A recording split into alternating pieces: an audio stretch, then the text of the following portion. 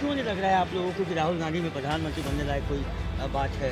ऐसा क्यों नहीं लगता है आपको? नहीं, प्रधानमंत्री बनने लायक हैं ऐसा नहीं है, हाँ। लेकिन अब वही है कि जिस तरह उन्हें 3 राज्यों में शिकस्त मिली है हम्म। उस हिसाब से थोड़ा इम्पॉसिबल सा लगता है। तो कांग्रेस क्या करे कि राहुल गांधी प्रधानमंत्री बने? कांग्रेस कहाँ गलती कर रही है वो हम समझना चाह रहे हैं आपसे। क्या आपको ये नहीं लगता कि राम मंदिर धारा 370 एक अहम मुद्दा है, राष्ट्रवाद इस देश के लिए ज़्यादा बड़ा मुद्दा बन गया है, महंगाई और बेरोजगारी को लेकर? हाँ। आपको क्या लगता है भाजपा ने नौकरियाँ दी हैं जो उन्होंने कहा था, या जो बेरोजगारी नौकरी करनी, बेरोजगारी तो खैर दूर नहीं हुई है। नहीं हुई है? बिल्कुल। तो विकास के मॉडल पर अगर वोट दिया जाए तो क्या भाजपा को दिया जा सकता है? अच्छा चल रहा है, मतलब आप ऐसे ही चाहते हैं कि देश चलता हाँ रहे? ऐसे ही चलते रहे। मतलब आपने भी ये बता दिया कि आपको वही प्रधानमंत्री हाँ चाहिए जो बस है। बस बस बस 5 राज्य के चुनावों के बाद जो है अब आंकड़ा जो है वो बदल गया है।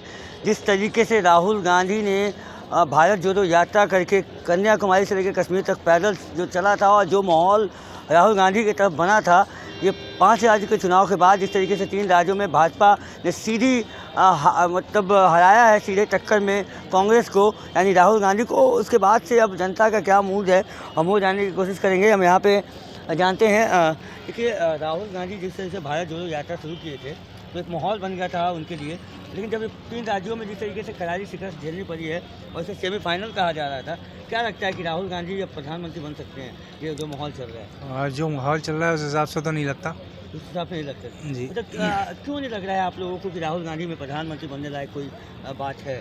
ऐसा क्यों नहीं लगता है आपको? नहीं, प्रधानमंत्री बनने लायक हैं ऐसा नहीं है, हाँ। लेकिन अब वही है कि जिस तरह उन्हें 3 राज्यों में शिकस्त मिली है उस हिसाब से थोड़ा इम्पॉसिबल सा लगता है। वो रास्ता। हार के बाद जी। यही हार जो है आपको याद होगा अगर आप राजनीति फॉलो करते होंगे तो 2018 में जो चुनाव हुआ था इसी 5 राज्यों में, तो 3 राज्यों में इसी तरीके से करारी शिकस्त भाजपा को मिली थी, लेकिन भाजपा तो 2019 में जीत गई थी। तो हो सकता है आगे देखते हैं क्या होता है।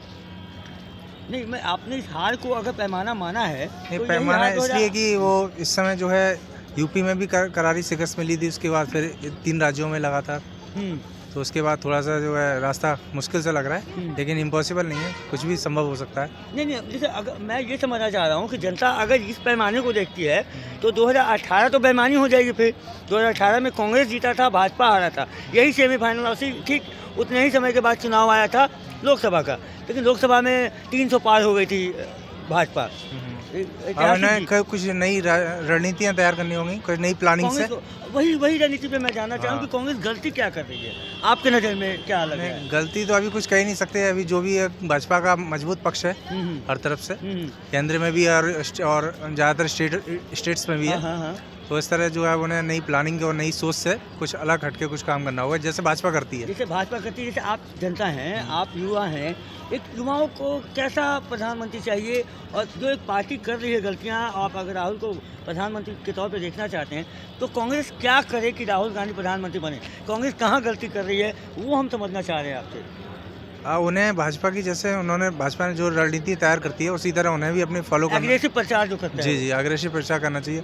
और जो एक नई जो डेवलपमेंट की जो नीतियाँ हैं, डेवलपमेंट के प्रचार में जो है विकास का मुद्दा रखना चाहिए। विकास की और बात हाँ, करनी और चाहिए। तो कांग्रेस तो हमेशा विकास की बात कर रही है, युवाओं को रोजगार देने की बात कहती है कि होनी चाहिए, महंगाई जो है। क्या आपको ये नहीं लगता कि राम मंदिर धारा 370 एक अहम मुद्दा है, राष्ट्रवाद इस देश के लिए ज़्यादा बड़ा मुद्दा बन गया है, महंगाई और बेरोजगारी को लेकर? हाँ बिल्कुल है, और उस पर उन्हें सोच विचार करना चाहिए। और देखो, हो सकता है कि आगे कुछ रिजल्ट अलग ही हो। मतलब कांग्रेस को भी अब राष्ट्रवाद यानी भारत माता की जय बोलना चाहिए, जय श्री राम का नारा अब उनको भी लगाना चाहिए। आप ऐसा करना चाहिए? नहीं, ये तो एक धार्मिक वो है, अपनी अपनी आस्था की बात है, उसमें कोई खैर मैं नहीं कुछ कहना चाहूँगा। वो तो आप उनकी मतलब मत है, वो किस पक्ष को लेकर ज़्यादा अपना वो करते हैं। जैसे मान लीजिए कि भाजपा हर जगह जाती है, हर जगह में जय श्री राम, भारत माता की जय, वंदे मातरम, ये सब, जैसे इंडिया का नाम भारत होना चाहिए। इन्हें भी अपने जो है शिक्षा को लेके और युवाओं को प्रेरित करना चाहिए।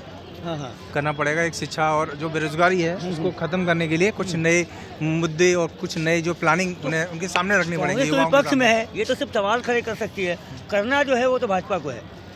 तो आपको क्या लगता है भाजपा ने नौकरियां दी हैं जो उन्होंने कहा था, या जो बेरोजगारी नौकरी करनी, बेरोजगारी तो खैर दूर नहीं हुई है। नहीं हुई है? बिल्कुल। तो विकास के मॉडल पे अगर वोट दिया जाए तो क्या भाजपा को दिया जा सकता है?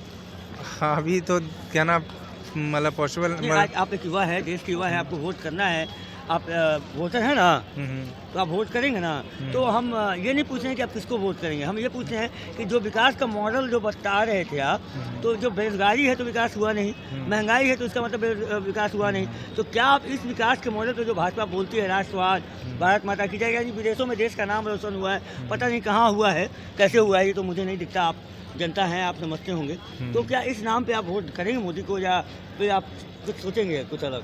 हाँ, कुछ सोच भी सकते हैं, आगे देखा जाएगा। यानी दबे जुबान में आप बहुत कुछ बोल चुके हैं, ये मुझे पता है, आप खुद के नहीं बोल रहे, कुछ और लोग हैं मुझसे जानते हैं क्यों नहीं बोलना चाहते हैं आप लोग, जनता है, देश क्या बोले आपसे, बताइए हमसे। देश की बेरोजगारी पे अगर आप क्या बात नहीं करेंगे, बेरोजगारी, पे आप बात एक मिनट, महंगाई तो है, बेरोजगारी तो उसको हम लोग कैसे दूर कर सकते हैं, ये हमको आगे। एक वोट आपके पास है, दुनिया बदल सकते हैं, तो एक आप कह रहे हैं क्या नहीं कर सकते, आपके पास जो ताकत है, शायद इस देश के प्रधानमंत्री के पास भी वही ताकत है एक वोट का, और आप कैसे बोलते हैं कि आपके पास भी वही ठीक है, पावर बात समझ रहे हैं आपकी हम। हाँ।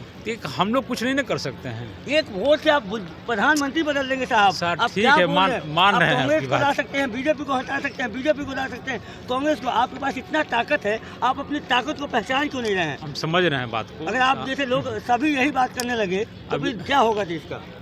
हम लोग मतलब पॉलिटिकल बात पे भी कुछ मुद्दा पर बात नहीं कर सकते। तो पॉलिटिकल बात पर नहीं, हम देश के जनहित पे देश की आए। जनहित की बात कर रहे हैं, देश अच्छा चल रहा है, अभी कोई दिक्कत नहीं है देश इसमें। अच्छा चल रहा है, मतलब आप ऐसे ही चाहते हैं कि देश चलता हाँ, रहे। ऐसे ही चलते रहे। मतलब आपने भी ये बता दिया कि आपको वही प्रधानमंत्री हाँ, चाहिए जो बस है। बस बस बस। चलिए, तो इन्होंने भी अपनी बात को दबे जुबान में ही रखा है।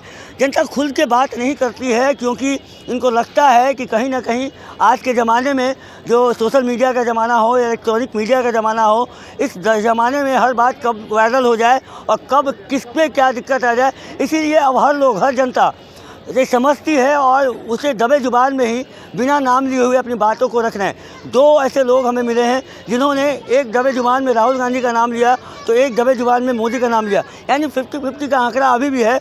लेकिन अगर 3 चुनाव जो जहाँ पे 3 राज्यों में जहाँ चुनाव हुए, 5 राज्यों में हुए हैं, लेकिन 3 राज्यों में जहाँ भाजपा ने सीधे कांग्रेस को करारी शिकस्त दी है, 2018 में इसी तरीके का सेमीफाइनल चुनाव हुआ था, कहा जा रहा था, वहाँ पे कांग्रेस ने भाजपा को शिकस्त दी थी इन्हीं 3 राज्यों में। लेकिन अगर हम इस चुनावी राज्यों में चुनाव जो है उसको पैमाना माने तो कहीं ना कहीं ये बेईमानी होगी, क्योंकि 2018 में कांग्रेस इन 3 राज्यों में जीती थी और भाजपा को करारी शिकस्त मिला था, सीधे कांग्रेस ने भाजपा को टक्कर दिया था। लेकिन जब 2019 में लोकसभा चुनाव आया तो रिजल्ट उलट गया